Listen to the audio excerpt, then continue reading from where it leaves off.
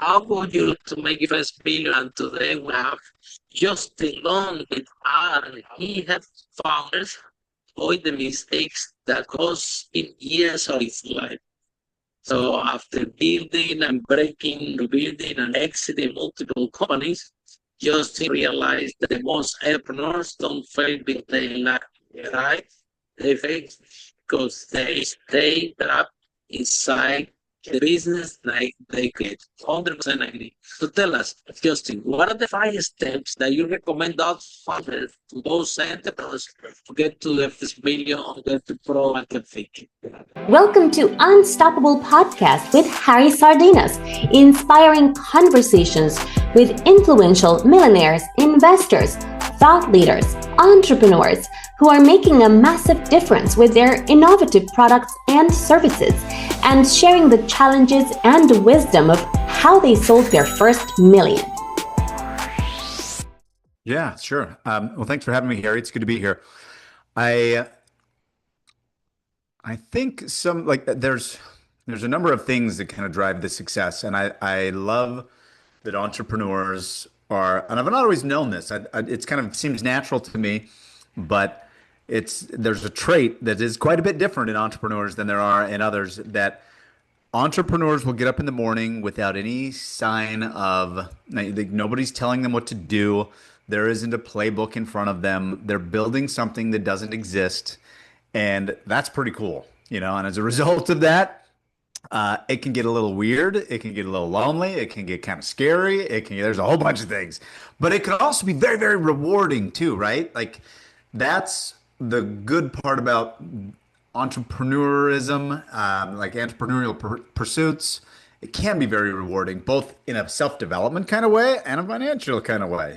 So I guess if I were to break down some of the key aspects of Your how to, formula, Justin, your own 5 step formula. Justify step formula. It is starting at step today.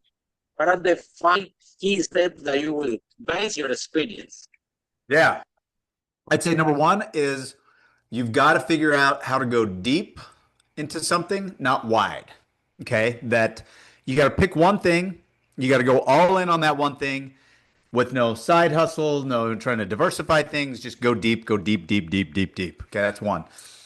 The second I would say is you've got to earn the right to scale. And what I mean by that is some people get real confused and distracted trying to optimize things for scalability purposes. And really all they're doing is making dumb shit more efficient, And you can get it, you can really get distracted by that because you're being productive, you're making the process better. You just might be making a process that sucks better, which nobody even cares about. So do things that don't scale so that you can learn what to scale. That's number two. Third, to really get momentum and to build and to have leverage, you've got to learn how to learn from people who are further ahead than you. Because if you're only leaning on yourself and you're only pulling stuff out of your brain or Google searches or AI searches, there's just going to be a limit to AI makes it better, but you still need to look at people that are ahead of you so you can model success, right? Look at people further up the mountain, farther down the road, whatever the metaphor, but learn from other people like that.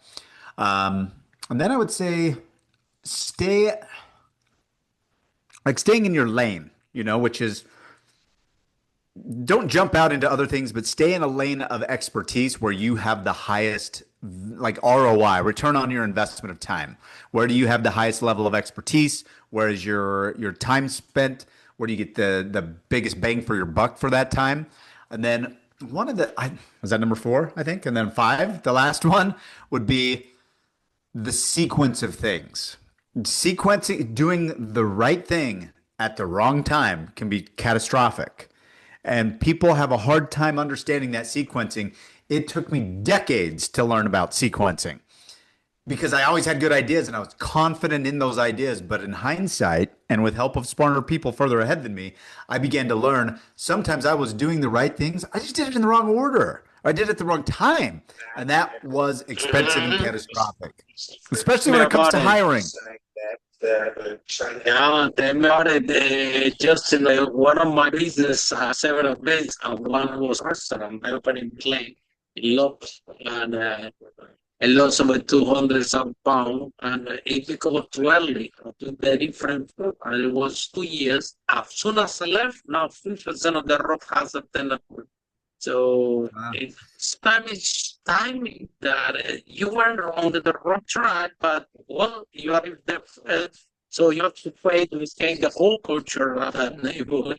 And once I educate everybody and I go up, guess what? Not everybody uh, That's right. is there. So let's talk about the steps because just in I find the magical, especially if you're a senior entrepreneur, you have active several business, you see something, it's already called extra business, grow a business. And actually make money, it seems difficult to actually sell it and to exit. You've done this good time. So where do you find such time? How can you Yeah. So just clarify that question part. There's a little bit of a choppiness or some yeah. background noise. Sorry. Yeah. Okay. So the question is, how you make your transition from entrepreneur to serial entrepreneur? One thing is to have one business, and this is your TV. But then you exit the business and try to go to the beach to enjoy your life. You start another business and get another business. And now you have a person that start the business goes, and then you exit it, which I think is amazing. So, how you do this transition from entrepreneur to serial entrepreneur? Okay. So I think you're saying, how do you go from that hustle where you're grinding out all the time and you're putting all this time into it to where you can actually enjoy the fruits of that, right? Is that kind of the essence of the question? Mhm. Yeah. Okay, excellent. I apologize, Harry. There's just a little bit of some noise feedback or something there that's chopping up some of the audio. I think that's a really good question because you can really get trapped in that cycle, and that feedback loop does something that is really hard to break out of. And a lot of people that I talk to, a lot of founders, a lot of operators, they got a business up to a certain point, and it's kind of like just version 1.0. They go from startup to 1.0. They're making an income. They're bringing some money in, and they're hiring a few people. But they get trapped in this feedback loop where they become the bottleneck and they are the hero to every problem that takes place in the business. And not only does that suck because you don't have any of your time back, but it begins to create these habits that they're very real that some people don't actually recognize. And I've been working through this with a lot of clients lately where they don't really know how to really lead into the future, so they just keep jumping backwards into putting on these, to putting out fires, to being a firefighter, because at least that feels good and productive. And that kind of comes back to earning the right to scale. You got to do what doesn't scale so you can learn what you actually want to scale. And then I will come back to that sequencing, right? So a lot of people, to get that time back, I remember when I was at that point. Okay. So I'll tell you from my own life story. This is 20 something years ago. I was putting in, there were some days, Harry, 20 hours plus in a day. And I couldn't spend any more time. And I didn't even necessarily, I wasn't trying to grow it higher or bigger, but I felt like I had to because my clients were going to leave. I'd grown fast with them for a while, but then I'd hit kind of a plateau because I was running out of time and I had to sleep once in a while. And that was where I was kind of forced to learn how to grow. And if it wasn't for that forcing function, I don't know that I would have. But what I was about to do is hire some salespeople, and then I was going to hire some designers, and then I was going to hire. But luckily, I lean back on one of those lessons that I just mentioned. One of the top 5 things that I say is what's required to build that first million. I reached out to somebody that was way further ahead than me. So I had a friend of the family, a guy that I knew was an entrepreneur, had many, many businesses. And I called him because I just didn't know what to do. I didn't know the next step forward. I had no employees at the time, but I was doing okay. I was bringing in like 300 grand personally a year, and I thought this is pretty good. I built up from nothing, and I got this going on. And I said, hey, I just wondered if I could buy you lunch and maybe pick your brain. I'm really stuck. I don't know where to go. This is 22 something years ago. So there was no AI, okay, no chat GPT to ask these questions to. And this is what struck me, Harry. When I called this guy out of the blue, mind you, this was just like on a Tuesday afternoon. I called and I said, yeah, could I buy you lunch sometime and maybe just pick your brain? He said, yeah, sure. I said, okay, cool. What works for you? And he said, well, how about now? Have you eaten? And I was like, wait, how does this guy who has probably 20 companies, like millions and millions of dollars, and he just can leave? Why not? And I thought I'm like, okay, I'm clearing my schedule. Let's go right now. And so I left and I canceled some shit and I'm like, okay, I'm just going to go. If that guy can go, that's what I want to do. So I tried to model him. And I showed up, we had lunch. He scribbled a bunch of things on the napkin, and that's where I began to learn the importance of doing things in the right order. And he said, do not hire those people. You do not have the systems in place. You do not have the maturity. You do not have the business structure ready for that yet. What you need is, and in my case, he said, you need an assistant. I'm like, come on, that's not going to do anything. And that's exactly what we did. We started focusing on getting my time more available. So I want to come back to your question because that was a long way to get around to your question. How do you go from that entrepreneurial grind to where you could leave and go to the beach and enjoy your business? Don't hire people to grow your business. Hire and scale to get your time back. And you have to put it through that filter and that paradigm first. And most people don't. They think, I want to go to the beach with my family. That means the business needs to make more money so that I can afford to hire. Business needs to make money so that I can hire people. Wrong sequence. I need to hire someone so I can get more time to do more important things, like more sales and going to the beach. Justin, this is the story of my life. How you said, oh my God. When I started my first business, I was tired. Same here, I was making money, but I'm working a lot. And I'm tired. I'm in a bad mood. And I cannot function. That gets worse. Then I scale. I save people. Yeah, and they heard they were good. But then I thought, okay, everything in this business has to go to me. So now we have 100 clients. We have all the employees, and have to decide everything. All the guys want to talk to me. All the employees want to talk to me. And I'm thinking, when I sleep, people are not kill me. They're going to kill me. They don't care. Especially the clients. It was a property business, and they speak with me, maybe can break bread or something. So even if it's 3 a.m., they would say, okay, I'll talk to you at 3 a.m. I'll call at 5 a.m. We need to speak with the you. There was one called Harry that, I say yes, see, and nobody is in the organization. So, some people start to do this process. That for my own help, I had to exactly to hide people to free them. Basically, I had to do that to the same thing. Look, if there is a problem, Harry is not going to solve for you. You need 3 possible solutions.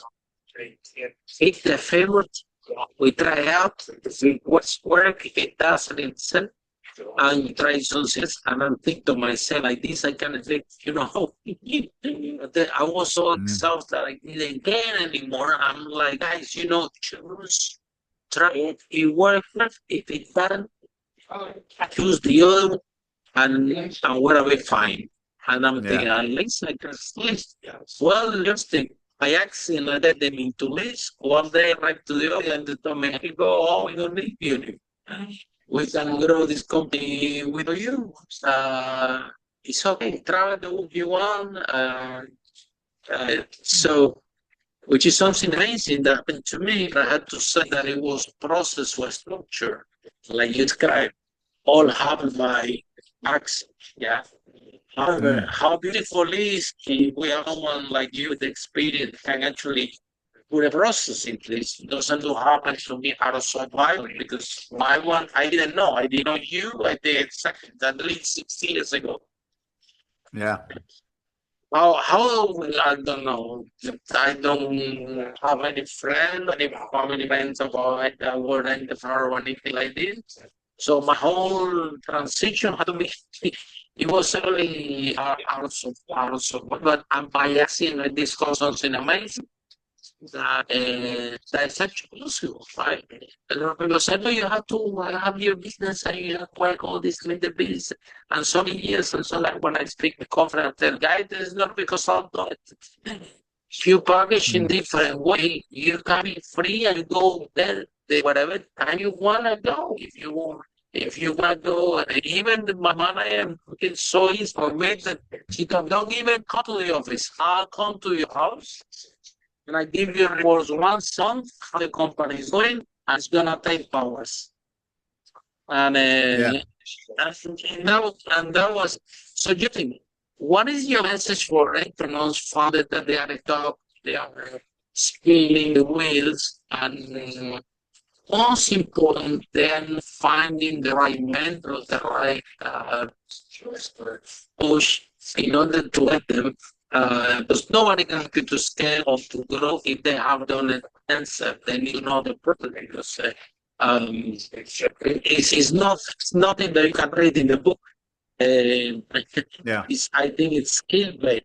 So what message do you have for founders finding the momentum to help them to escape business, but also free the time and then put the time in the business. The business is not you.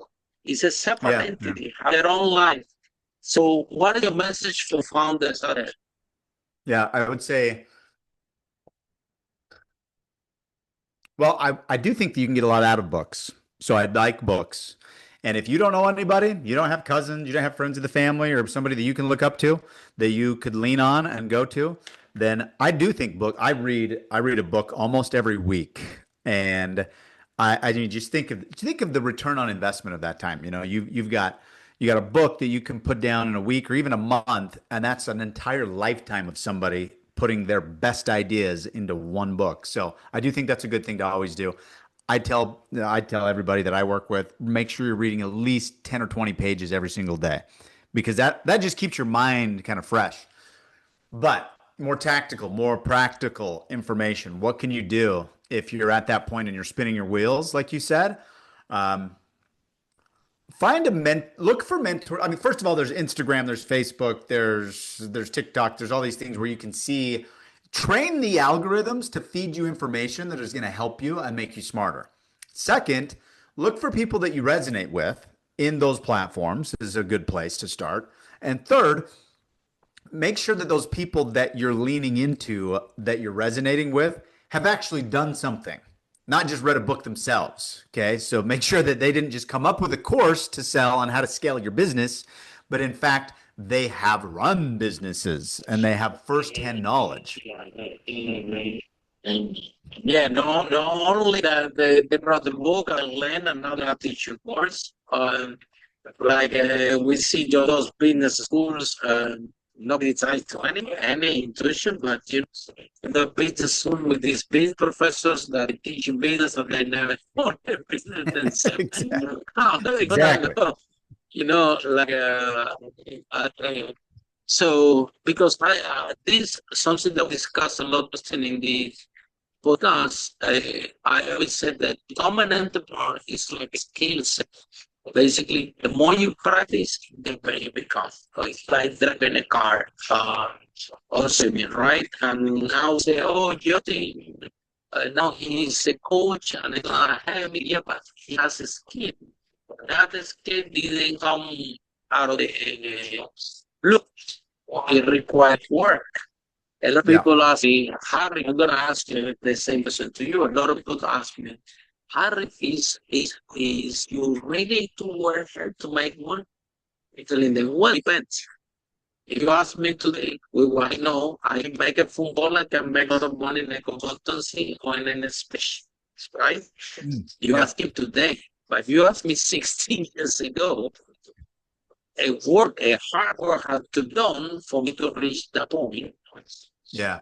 It's easy to make money, right? So just you ask, I'll sending back the question to you. Do you really need work hard to make money, or what is your view on the One more time.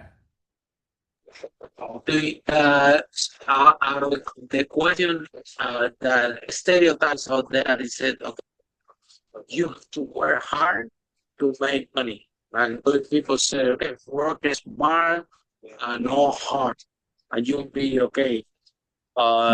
So all these phrases Okay. that we always listen, what is your take on this one?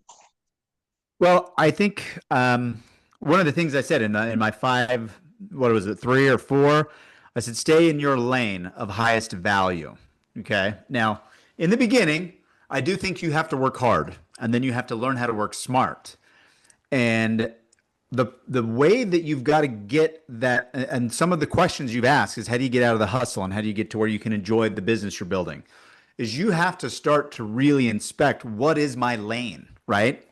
So when my mentor told me 20 years ago, when he kind of slapped me across the face metaphorically and said, "Oh, don't hire salespeople and do that." Nope, not right now. First, do it in the right order and start with this. I started to learn some skills. And what that gave me was 3 or 4 or 5 hours a week that I could spend doing more sales. Because what I was really good at is landing new accounts. I knew how to speak the language. I could make them feel comfortable. I could make them feel heard. I could make them feel confident that they were going to do well with our company. And nobody could reproduce what I could do. No amount of training. I mean, that was just natural. I had years to practice and building up to it. And so he taught me, why would you try to put somebody else in that position? That should be the only fucking thing you do, is you just go do that. Because if you spend every hour that you're in that lane, you're making 7 figures. But the problem is you spend 3/4 of your hours available over here doing dumb shit. Yeah. The problem. Yep. Yeah. That's right. So that's how, when you say, do you work harder or do you work smarter? All of the above. But as soon as you know what your value is, and you can, I call it pulling levers sometimes, right? When you're a business owner, when you start out and it's just you got to pull the little, you got to take the garbage out, right? That's a little lever that you pull. You got to wipe off your desk and clean shit up and do all that stuff. Little levers, but you also got to make sales calls. Bigger levers, right? That has more impact on your business when you're making the sales calls. But as soon as you can afford it and you've got some money to use, some resources, if you can bring somebody in to pull the little levers for you, and all you have to do is give them a little bit of your money, but with that money, you now get 20 hours a week back and you can pull twice as many sales levers. Well, guess what's going to happen? You're going to continue to grow. But most founders get the sequence of it wrong. That's what I'm getting at, really, Harry, is when people start getting to this point and they're like, I should be working smarter, not harder, and I want to enjoy my business. They jump ahead because nobody's ever taught them that there is a sequence to this. And the right thing at the wrong time could be dangerous. So they start thinking, I'll hire sales, we'll get more revenue. I had somebody on Instagram just messaging me like 2 or 3 days ago because I put out a reel about this. And they said, that seems out of whack. I was talking about some of these levers. And they said, that seems out of place. Don't you want to hire salespeople first so that you bring in more revenue? But no, because who is going to sell better than the guy that owns the business? I don't think anybody ever will, right? So if you have revenue, now that doesn't mean that you can start a business and then go hire a bunch of people to do everything else. Like you might that's why I say you need to work hard until you can work smart, all right? That's a sequencing problem again, and that's what I work on with my clients so much of the time. And that's what I talk about in our content all the time. And I'll tell you what, like part of what we do and what I try to help people with is that sequencing, is the mistake that I almost made. And I have a playbook about 7-figure sequencing. And it just shows you how to line this up. And it's 2 pages, it's a Google Doc, it's no big deal. And it just helps you as an anchor point to come back to. And that's what I give all my clients that I coach one-on-one, so they can look at it and say, oh, wait, no, I got to do this in the right order. I can hire that person, but I'm not going to do that until I cross this bridge first. And Harry, I'll tell you what, if that would be valuable to anybody listening here, that I'd be happy to give it to them. So just come find me on Instagram, follow me. That's all I'd ask for. And I'll give you the same playbook I give my one-on-one clients. Just DM me the word 7. How can they find you because some people just might be listening in the car. How can they find LinkedIn and Instagram? You just mention it. So yeah. It's Justin Lund. And that's my Instagram handle is @it's Justin Lund. It's the same Facebook. I'm on LinkedIn. I'm on all the TikTok and all those things. But it's easier for me to get a message on Instagram, and then I'll just send you the link to the same playbook that I've got. Thank you so much. That would be amazing. Definitely, to our audience, I really appreciate it. Yeah, my pleasure.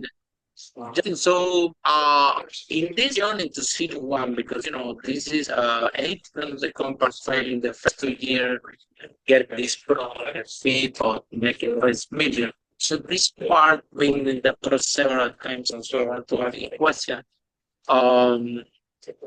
When to be your priorities right at the beginning, I remember I was wearing all the hats. It was a property business. It was really the business. Doing the painting, doing the plumbing, I'm doing the writing on the rooms, I'm doing everything. However, by accident, I was stuck for a period of time because I'm doing all this job, I'm tired. However, and by accident, my sales increase. And because my sales increase, I could hire someone that also by accident was better than me, way better than me in whatever was hiring. So it's better than me, then I will stay behind, right? Like that. So kind of by accident, I realized that sales in early stage when you are alone, okay, was given equal importance to sales than the rest of the things. If I have time, like 20% of growth, 20% of data, 20% of sales, knowing I know now, I will do 80% sales. Because the faster you increase your sales, the faster you. So the freedom of my life and freedom of my company, that freedom came from increasing sales. Yeah. And I didn't know that. How can I know? I know that was 2 years, the City One, I was 2 years, like, some workers, like, Monday to Sunday, 16, 20 hours, I'm doing everything, and yes, I'm making good money, and it's good, but I'm tired, I'm angry,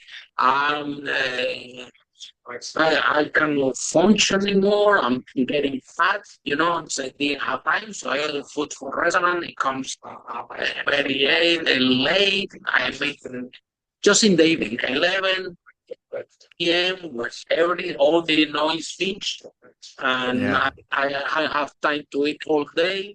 So then I remember I called the restaurant. I was so tired that they knew the menu had numbers, and they knew that last yesterday here 33, so they 35. So they were because in the one Indian restaurant, one Chinese restaurant. I just called the phone and said, "Honey, this is the first family you had." I was so tired. I couldn't choose my food. And well, this just for years until by accident I increased my sales.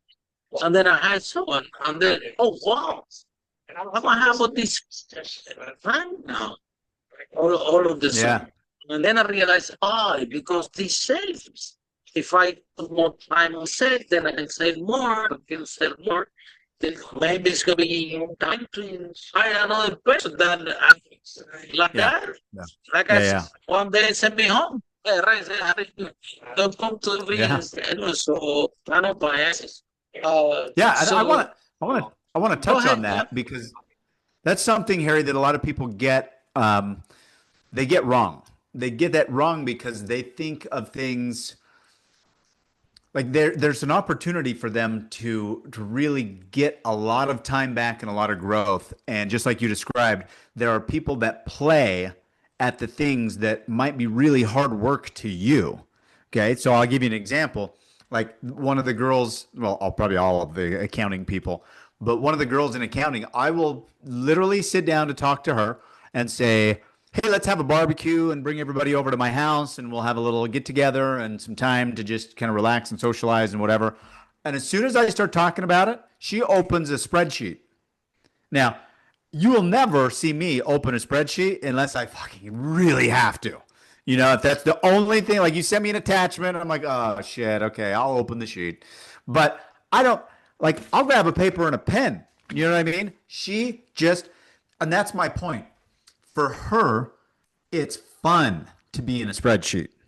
So think of all the time that a founder or an entrepreneur or a startup or an operator, think of some guy that's a plumber or running an HVAC business, and they're trying to fight with doing something in a spreadsheet that needs to be done in a spreadsheet. Now, and in the beginning, you have to work harder and smarter. You got to do both the best you can. But as soon as you can afford to, if you make more sales, you can get somebody who loves to play in spreadsheets. And then guess what? Your time in spreadsheets goes to almost zero. Okay, I wouldn't recommend it goes to zero, but it can be almost zero because you still need to pay attention so somebody doesn't take advantage of you. But that is what I'm talking about. Get people that play at the things that you work at, and you can really start to stay in your own lane where you can be the best. Right. Now, using scaling up, because that's all the thing that kind of by acting that I did not. Okay, no, yeah, I wish back then, 16 years ago, I have a mentor or even like these people be listening to this because and they can contact you, like you can add them to scale. I'll give them at least some tips in the social media or something. It's amazing. But back in the day, the only thing that I was remember is like, okay, I have a small mess here, and if I scale, what I'm gonna sell is a big mess. I remember telling this to myself, but just in scaling up, it was processes. I didn't know, so there were at a time I'm acquiring houses with us and was cash flows issues, and there I was with the office, the team, with hundreds of clients, and I have 10 pounds in the bank account. I had to open the office with a pep face, pretending that it's insane. Since God was a property business and next to somebody else to pay rent. But there were those days this actually happened, and it was not only one time. This is scaling up. So when this thing was happening, I'm getting this sign like, oh my God, I had to slow down. It was already too late. It was already in motion, and kind of by accident, I just have a hard time. I mean, again, developing the skill. The more you practice, the better you become. So, what when you tell our entrepreneurs listeners, because these fast only entrepreneurs listen to think. So, what message do you have with the entrepreneurs scaling up? The entrepreneurs that need, say that last part of the question again. Scaling up. So, scaling up. Okay. Yeah. Well, I would say don't get distracted from what you started. Because it's different. Justin is different game, right? Yeah. It's different game. 0 to 1 million is 1 gig. 1 million to million become a different thing. Yeah. Look, every level has different problems and devils, and that's absolutely true. And there's a whole bunch of things that you'll run into from 0 to 1 million. And then there's a whole bunch of different things that you go into from 1 million to 3 million. and then a whole bunch of different things from 3 million to 8 or 9 ish. These all, but there's common threads. See, and having gone through that, I remember this. After I had that lunch with my mentor, I started to make some changes and implement some of the things that he was teaching me. I brought in some people. I started hiring. I knew the sequence to hire, and really got to work. That was over the next 90 days. It was the end of the year and it was tax returns. I was doing those things and, all stuff that I didn't really like. I don't like those things. It's like, it's the shitty part about having a business, right? The part that sucks.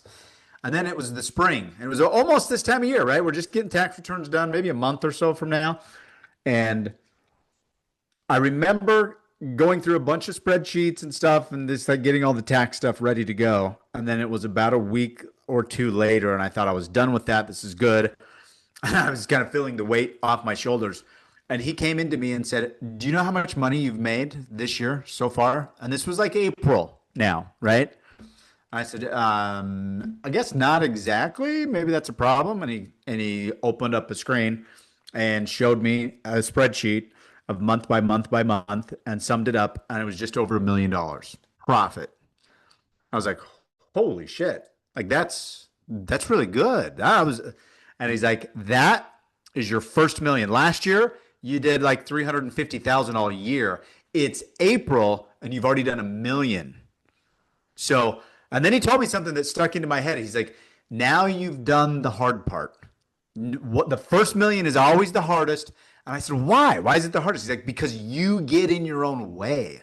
And part of that is necessary." But he said, "Watch, your second million is going to be so much easier." Harry, I made the second $1 million in less than 45 days after that. Like, then the second. Wow. That year, over $6 million came in. Like it. So once you get to that point, now the main reason that was it, that I was able to do that, it wasn't because I was special. It's because I was working hard. I was wearing all the hats. I was trying to figure out how to work smart and hard. But the main thing is the sequence of how I was about to hire somebody to do this work and that work. I knew I needed more people, but I didn't have any idea that I could have gone so wrong. Now, here's the deal. You've shared some of your story. You've hired some people. Some of it was accidental. Like you kind of just stumbled into it. That's great. The problem is that most people that do that, they hire the wrong role. So check this out. If you hire a salesperson and then you stop doing sales, usually that salesperson is not going to be as good. So here's where you were, and here's where the salesperson is. So even if they're performing to their best, but you stop to go do something else, your income is going to go down. Your revenues dip. And that's usually what happens because most businesses and most operators don't have the processes in place documented to just pass the baton to the salesperson and get the same results. So by doing things in the right sequence, what that allows you to do is to get some of your time back, avoid really expensive mistakes, and start building the systems, the processes, and the protocols so that you can then start hiring more people and other people that can give you more benefits and more time and more income. So that's why when I went from I got to that first million, thought that was exciting. That was really like a big, big deal. But then the second one just seemed to be so natural. And then from there was no looking back. I mean, now I had the blueprint. Once I had the blueprint, I knew. And then that one business turned it into 3, and 3 business turned into 6. And I had 6 or 7 operating companies at the same time. And they were one of them was doing really well. And 5 of them were doing, the worst one was bringing in $500,000 a year in profit. The worst one. Oh. Yeah. That's fantastic, Justin. And you see, like to me, it was not sorry. Like it took me like 2 years of working, wearing all the hats and everything to the first million, but then got from the first million to 5. It was very immense years. It was no as easy. It was a lot of again because you mistakes. You don't know. You hide the for hide that to Yeah. hide people, and because you don't know what you're doing, you're living, and you hire the secret the wrong people. People even told money from me. So I'm thinking, should I keep hiding people? Maybe that's a good idea. Guess what? After waiting without stop, I go holiday only 1 week after so many years. Yeah. I mean, they're gonna then they still make, which is critical, a lot of money in a critical. When you are in 0 to 1 million, you are in 1 million. It's not like you are self for life. You have something wrong. I go out of business. And some capital is key, and so the kind of things happen. I didn't know the secrets, yeah, and I didn't know actually there were resources out there. I didn't know anybody to that to be honest with you in my environment. So I think that Mm. networking, listening to them podcast, Oh yeah. episode, the entrepreneurs needs to know what's available. Okay. Yep. And it's like I said, the process also just in my case, okay, and I think in all founders out there, zero to one process is amazing. You make your first million, but it's a bit traumatic because it's intense, especially you don't know what you do. But also Hmm. 1 million to 5 million, if you don't know what you're doing, is bad as well, what I mean? So I have Yeah. double trauma. I have the one trauma and the 1 5 trauma there. Mm. And sometimes these, we call it a negative emotion that happen to you was the process. If you don't work yourself, that emotional pain can become physical pain. People can, with stress, with mental health issues, with obesity, because up to me, right? It's not like I've been, released the time, but as anxiety or the Yeah. process, all these things. So that you see, but still, you'll be chubby, right? So we go to a process 0 to 1 and 1 to 5. If you don't know what you're doing and you need to do this trial and error phase, then I think I got lucky. I got lucky. So people spend 12 years, 10 years.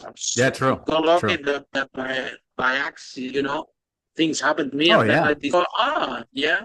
Um, so, uh, Same. Same. I totally agree with you. And I got lucky too with that one phone call, to be oh, honest, that because was that amazing.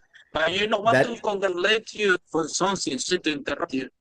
You know what happened that you did that I think that I can do because in part of taking on the business, which is like me, you think they're the big deals and you really think. You know what I mm, mean? hmm. And that doesn't have any clue. Okay. And at the Yeah. point, especially at the beginning, okay, when I try to take some money, yeah, I'm tired, but I have money in the bank account, and I'm thinking that I have a big ego, that I'm the big business deal, and I know everything, and I listen to anybody. And it took a while, and Hmm. and I had to pay the price to realize that, wow, I'm not a deal. I don't know anything. Actually, in fact, I'm maybe. I opened a restaurant, lost 200 of pounds, totally sucked. So I have a lot of setback that put me onto the ground. Hold on a minute. Yep. It's actually good to listen to the people that have qualified for it, and it's actually good to drop the ego. This thing is not yourself. It's about the team, about the people. It's about them. It's not about you. Yeah. And the moment you didn't achieve that, I start to free all my freedom. So I Yeah. was looking in my head, and so why can you hiding and hiding negotiations? We see a lot in the social media, the business people, the stocks, especially young entrepreneurs. They go to Facebook, they go to Iran, they go to wherever, they find this man with a Lamborghini, Ferrari, big house, and they say, okay. this is gonna be my mentor. I want to learn from the guy. And sometimes I don't know, whatever, maybe what the thing that you need to mentor, maybe that person isn't done it, or maybe learning the book, or and going to you choose that mentor just because you see Ferrari, Lamborghini, it's big house, okay, I want to have that. If you have that, this is what I want. And yeah, it says I'm back and it is great, but at the end of the day, see a lot of entrepreneurs that spend the money, they get really good, little value, they don't believe in pushing a mentor anymore. We don't want to go at this from the podcast because it changes your life. And it's actually changed my life when I had to work with mentors and coaches from day and night, in terms of that someone developed. So what can truly you can share with our audience what they should be doing in order to find the right method for the business, in order to help them to stay? Well, I think you always need to be looking at, and this is part of what entrepreneurs naturally have, and I think they need to embrace this quality, this characteristic, which is just self-development. And one thing that I don't like about your question, Harry, is to kind of be picky, is what's the one thing they can do to hire the right person? I think you need to always be looking. And even if you pick a mentor or a coach, or you read books, or you go to events and masterminds, you can always get something. You can always gain something from that process. So I would not I think it's actually very dangerous to think in a way where it's like, how will I get the right coach? Just pick a good coach. So pick somebody with experience that's actually built businesses before, not just a course. Pick somebody that you resonate with, and look at volume, meaning spend some time. I always said in business was number one. If you have one client, one supplier, one coach, try to be number one business. No good. Exactly. Yeah. And that doesn't mean you need to go out and hire. You don't need to go hire 12 people today. What it means is that in your mind, your mindset is that, oh, okay, there's a coach. I like that coach. That coach has experience. They're credible. They have good reviews. Other people like them. I'm going to hire them and learn from them for now. And then, and that keeps your mind open to, and then I might find somebody else, and then I might find somebody. You know what I mean? Like this, there are all these stages. Like for instance, I work with people in the $300,000 to $3 million range. That's kind of my specialty for helping people just break through into the next level.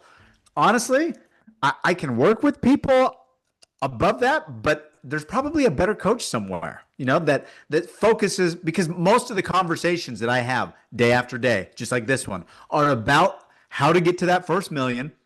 Once you get to the first million, how do you get past that 3 million ceiling that tends to float right there, right about 3 million? And so that's where all my clients are coming in at.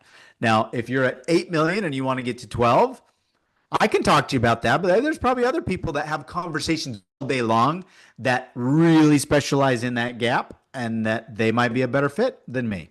So, it's a progression, and you want to go through where you can get the best information and what resonates.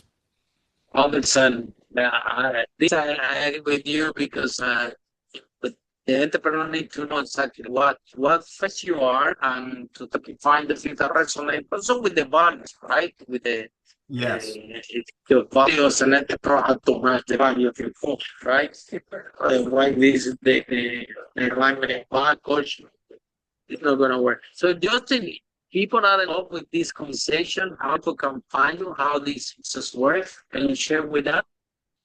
Yeah, for sure. Well, our mission right now is, we want to impact and help 50,000 business owners over the course of the next year. So I would love it and be honored if you came and found us on Instagram, LinkedIn, TikTok, wherever you go. We probably post the most consistently on Instagram. So I give anything that I can do to help you break through some of these barriers, deal with the mindset, deal with the systems, deal with the sequencing. You'll find it there, and we release videos every single day. So come find me at It's Justin Lund on Instagram, or our website is propelyour.com. and you can sign up for a little newsletter that we do there quarterly. And yeah, I'd love to answer any questions that you have or any help that I can give for sure. When I look at it, Harry, like I got really lucky too, like you said, and I went through a lot of challenges that cost me a lot of money. I got a lot of learning lessons that were expensive, and now that I am lucky and fortunate to be here on this side of it, that I'd love to help anybody and everybody that I can from my lessons. If they're valuable to anyone out there, happy to share in any way that I can. Yeah, and I think that's something that actually your success is that you were coachable and you were willing to listen, right? You are fired, you're doing everything based on what you see this guy can learn me, and you were willing to listen, and you know, and so you kind of surrender your ego. We all have egos, entrepreneurs. We will be entrepreneurs, but we think that we do better. We think that we do better, so it's come with the same better. However, the faster we surrender that ego, and we are willing to listen to the right people, we can foster that. And in my case, I was my ego was so big that it took me longer to listen, and it took me longer to break through.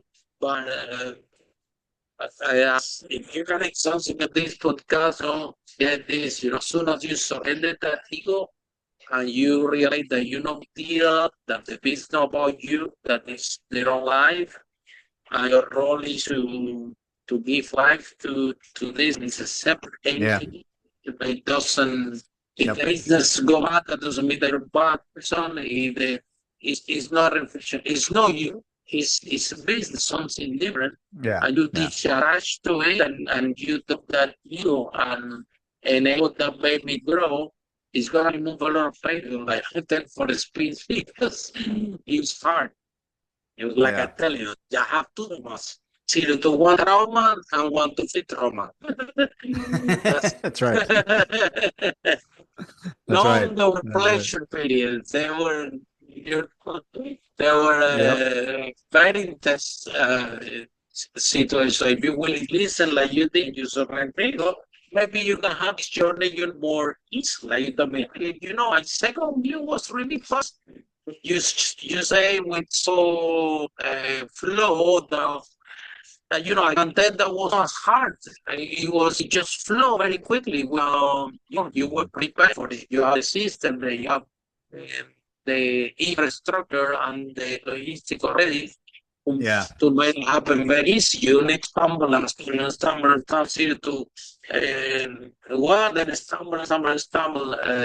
in second phase. So thanks so much for you share for being honest. Because we really want to have entrepreneurs throughout the business, and we've been there. We know that they're not going through the process, and if we can help them in any form, I need to listen to this. We speak from reality, and it's no really doesn't happen in a book. It's in real life, real business, real experience, and it's better you guys learn from that. So just one more time, thank you so much, and thanks for having me. You have been amazing, by the way. And for all of you following both the vacancy in our next episode, how enter like just to break that wall and achieve the family. Bye now. Follow us for more interviews with world's most influential, audacious entrepreneurs that overcame challenges and adversity, providing you with the blueprint of how they sold their first million so you can grow your business exponentially.